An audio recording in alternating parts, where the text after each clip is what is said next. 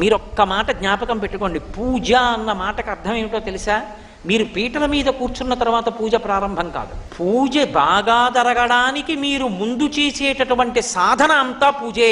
పూజ చేసుకోవాలి తొందరగా. అన్ని స్నానానికి వెళ్ళాను అనుకోండి, స్నానం పూజ ఎందు అంతర్భాగం అవుతుంది. నేను తొందరగా తెమలాలి, అందుకు పేపర్ చదవను అన్నాను అనుకోండి, ఇప్పుడు పేపర్ చదవకపోవడం పూజ ఎందు అంతర్భాగం అవుతుంది. పూజ తర్వాత చేద్దామని పేపర్ చదివాను అనుకోండి, పూజకి భంగం అవుతుంది. అందుకే పూజ చేస్తూ చేస్తూ ఏం చెయ్యాలంటే, వ్రతం చేసేటప్పుడు ప్రత్యేకించి ఆవలించకూడదు, తుమ్మకూడదు, దగ్గకూడదు, అన్ని నియమాలు ఉన్నాయి. అలా కానీ చేశారనుకోండి, నీళ్లు ముట్టుకుని వ్రతం చేస్తానని వ్రతభంగం చేశాడని ఖాతాలో వేస్తాడు. మనం వ్రతం చేసేటప్పుడు ఎక్కడైనా పొరపాటు జరుగుతోందేమో అని ఏం చేయాలంటే, 2 ఉపచారాలు 3 ఉపచారాలు చేశారనుకోండి, ఒకసారి ఆపి మనసుకి వ్యవధానం ఇవ్వాలి మళ్ళీ వెనక్కి రావడానికి. లేకపోతే అది బడలిపోయి తనంత తాను బలవంతంగా పారిపోతుంది. మీరు దాంతో ఘర్షణ పడ్డారనుకోండి, నువ్వు నా మాట వింటలేదు, వాడేమో కిందటి ఏడాది వచ్చి శ్రావణ మాసంలో తల కొట్టుకుని చెప్పి వెళ్ళిపోయాడు,